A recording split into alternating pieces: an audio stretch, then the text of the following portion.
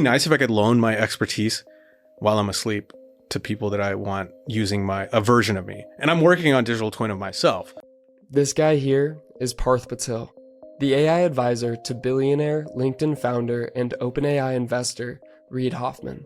Parth's digital avatar work has been shown in the Computer History Museum, and he did not study software engineering, but has become a highly esteemed AI engineer via his programming with large language models, a skill commonly referred to as vibe coding. Like, can you talk to this thing and use and reach into some of my experience through this thing? And so I think there is a practical version of this. I just think that like the more interesting thing that I think is like, you've seen Mulan? I've not actually. Oh my God. Too many people. I'm so uncultured. Okay, dude. Okay, gotta watch Mulan. But assume that the audience hasn't watched Mulan either. Give us. Are you serious? Okay. Assume that the audience has not seen Mulan. Okay, in Mulan is a story of a girl in China, and then they're being invaded, and her dad gets drafted. And so this is the very beginning. I'm not going to spoil anything. Her dad gets drafted, but in his place, she takes her dad's place in the army, and then disguises herself as a man in order to enlist, so that her dad doesn't have to go to war because she doesn't want him to die in battle. And so she goes, but then what happens is they have like a shrine of her ancestors, and the ancestor spirits come out of the shrine, and then they meet, and then they're like, oh my God, we need to send someone to protect Mulan.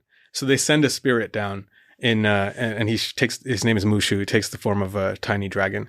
And then it's like, Mushu isn't even like the spirit they wanted to send. They were like, you need to go wake up the spirit to save Mulan. But then he kind of messes up, and then he's like, oh, I got to go solve this problem myself. So then he goes himself to accompany Mulan on her journey and protects her. I think the more practical, beautiful version of digital twins is like, I would like to be able to lend my perspective on life to my great-great-great-grandkids, right? Like, what if you could draw from the wisdom of your ancestors? So I think that the ancestor version of, we're going to get every version of this, good and bad.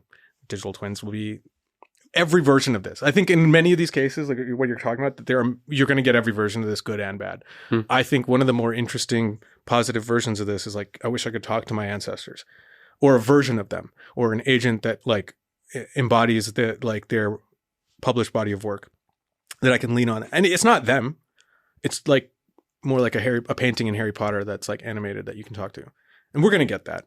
I think that we're also going to get these corporate like digital twins. I just think that the CTO one is like whatever. Although if that person is someone that like really the Steve Jobs, like you're going to want to be able to talk to the clone of Steve Jobs, such that Apple, like I think some people will want Apple to be able to draw on Steve Jobs' unique perspective or some version of that, to keep the ethos maybe somewhat in that world. But the corporate version is kind of boring. The like ancestor version is more interesting. It's much more beautiful. Corporate version though, I mean, I think I hear in some of my work about companies where somebody is going to retire, and they're like, we'll pay you, we'll keep you on the payroll. You don't have to work close to the hours that you used to do. Just you have to be ready to hop on a phone call when we need you. Yeah. And that seems like a really weird application. So that's definitely expert networks and stuff like that is a good application of digital twins. Like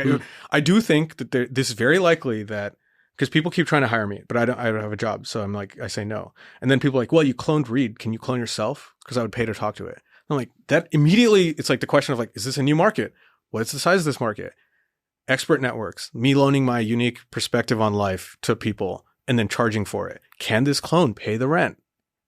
I have not figured the answer out yet, but I think it's yes.